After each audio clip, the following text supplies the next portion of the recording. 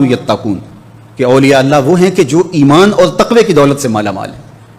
تو یہ تقوی بار بار اختیار کرنے کی تلقین کی گئی. تو یہ تقوی آخر ہے کیا جس کا اس قدر حکم دیا گیا، تاکید ارشاد کی گئی.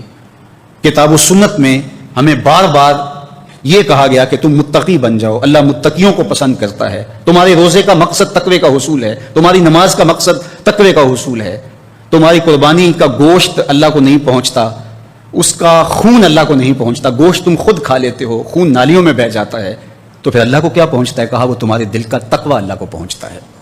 تو اتقاء کی دولت تم اختیار کر لو اگر تقوی نہیں ہے. اور ایک مقام پہ فرمایا کہ بہتر لباس تقوی کا لباس ہے. کہیں فرمایا کہ تم زاد راہ اگر لینا چاہتے ہو تو وہ تقوی کی زاد راہ اختیار کرو. تو آخر تقوی ہے کیا کہ جس کے لیے اس قدر تاکید ارشاد فرمائی گئی؟ علماء نے کہا کہ جہاں تمہارا رب تمہیں دیکھنا چاہتا ہے وہاں تم پائے جاؤ، اور جہاں تمہیں نہیں دیکھنا چاہتا تم وہاں نہ پائے جاؤ، یہ تقوی ہے. حضرت ابو ہریرہ رضی اللہ تعالیٰ عنہ سے مروی ہے، ان سے پوچھا گیا کہ حضرت آپ بتائیے قرآن میں جو بار بار تقوی کی تلقین کی گئی ہے یہ تقوی ہے کیا؟ تو فرمایا کبھی تم ایسی وادی سے گزرے ہو جہاں خاردار جھاڑیاں ہوں؟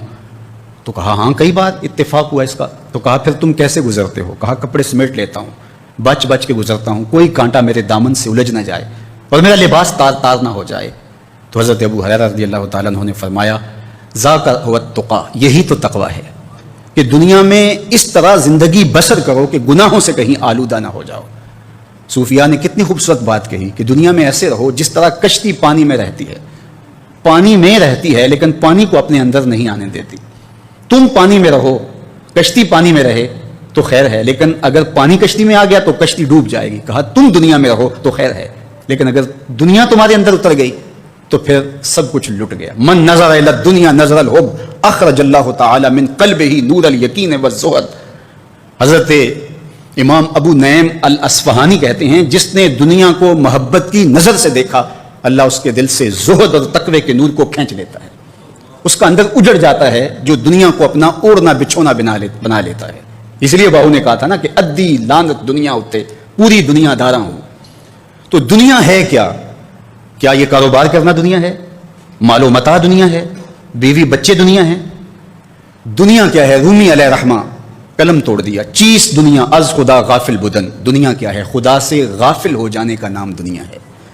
وہ چاہے ممبر پہ بیٹھ کے غافل ہو یا دکان پہ بیٹھ کے غافل ہو. حضرت شاہ نقشبند بخاری علیہ رحمہ فرماتے ہیں کہ میں نے ایک شخص کو کعبۃ اللہ کا طواف کرتے دیکھا اور وہ اس کا دل یاد الہی سے غافل تھا، اور ایک شخص کو میں نے منام میں لاکھوں دراہم کا کاروبار کرتے دیکھا، اس کا دل ایک لمحے کے لیے بھی خدا کی یاد سے غافل نہیں تھا. تو دل کا مالک سے جڑ جانا یہ تقوی ہے. سید ناجی المرتضیٰ رضی اللہ تعالی عنہ فرماتے ہیں کہ تقوی یہ ہے کہ تم نیکی کرنے کے باوجود بھی ڈرتے رہو کہ پتہ نہیں قبول ہوئی یا کہ نہیں.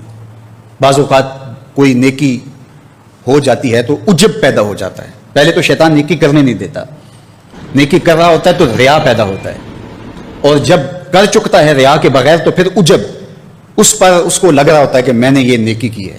نماز 4 پڑھ لے تو وہ بے نمازیوں کو حقیر جاننے لگ جاتا ہے. تو پہلے اس کو شیطان نیکی کرنے سے روکتا ہے، نیکی کر رہا ہوتا ہے تو ریا شامل کرتا ہے، کر چکتا ہے تو عجب پیدا کرتا ہے. اس لیے بڑی مشکل منزل ہے. تو سید ناجی المرتضیٰ رضی اللہ تعالیٰ عنہ فرماتے ہیں کہ تقوی یہ ہے کہ نیکی کرنے کے باوجود بھی ڈرتا رہے پتہ نہیں میری نیکی بھی قبول ہوئی ہے یا کہ نہیں.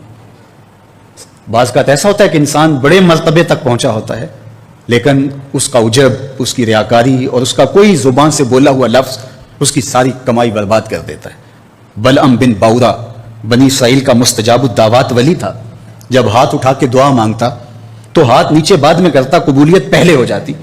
لیکن پھر اسی کے بارے میں کہا گیا نا ماسلہ کماسل الکلب، اس کی مثال کتے کی مثال ہے. زبان لٹک گئی، زمین چاٹتا تھا ولی مستجاب الدعوات تھا، لیکن تکبر میں آ گیا اور وقت کے نبی کے خلاف ہاتھ اٹھا کے بد دعا کرنے لگا اور زبان لٹک گئی، اور پھر اس کو قرآن نے کہا اس کی مثال کتے کی مثال ہے.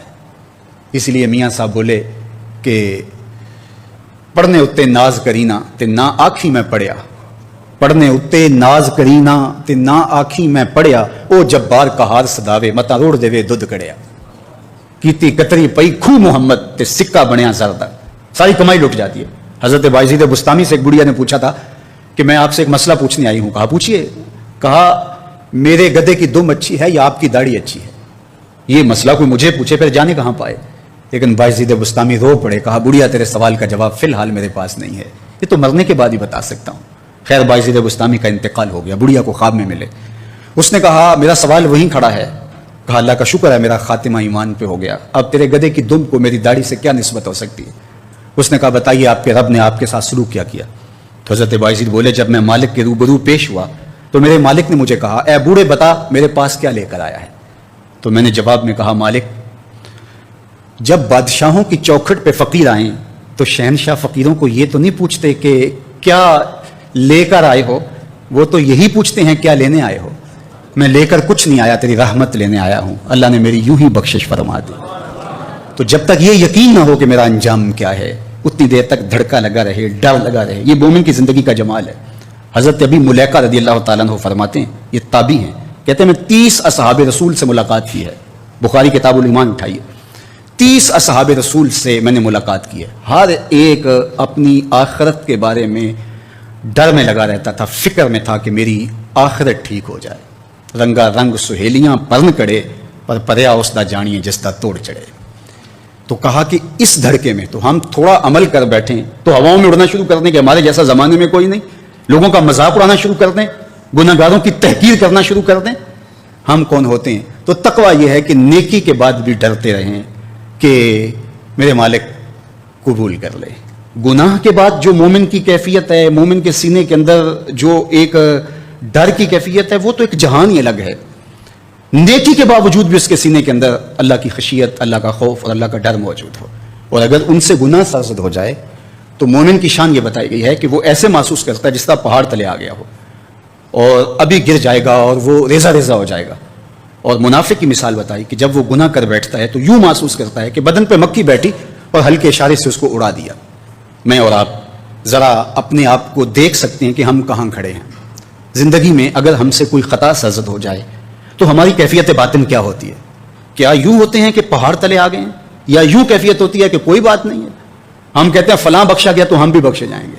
اپنی عاقبت کو, اپنی آخرت کو دوسروں کے ساتھ ہم جوڑتے ہیں, جبکہ ہمیں حکم دیا گیا ہے کہ دنیا میں اپنے سے جو نیچے ہے اس کو دیکھو اور دین میں جو اپنے سے اوپر ہے اس کو دیکھو.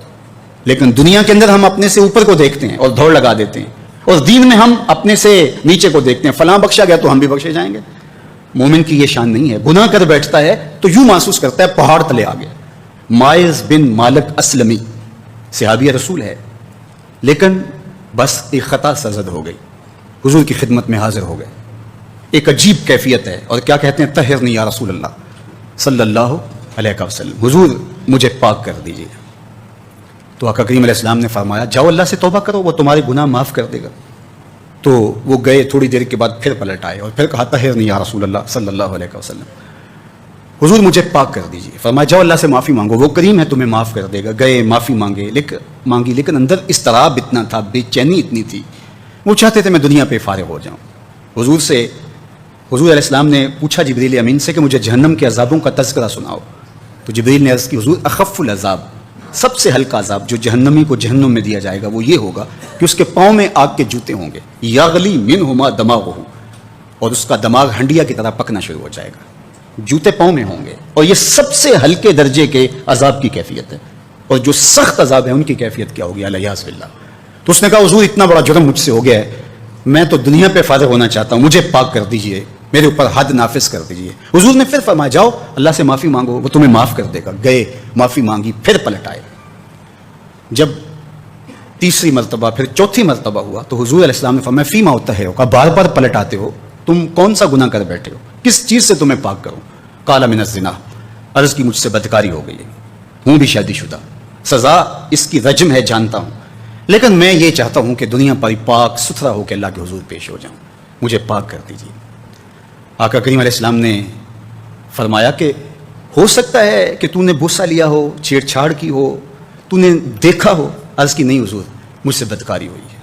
حضور نے فرمایا کہ یہ دماغی طور پہ درست تو ہے, اس کا توازن عقلی تو ٹھیک ہے؟ صحابہ سے پوچھا, انہوں نے کہا جی حضور یہ صحیح الحواس ہے. پھر فرمایا کہ اس نے شراب تو نہیں پی رکھی؟ تو ایک صاحب اٹھے، منہ سونگا، کہا نہیں حضور ایسی بات بھی نہیں ہے. اور ایک روایت میں ہے کہ حضور نے اس کے قبیلے والوں سے پوچھا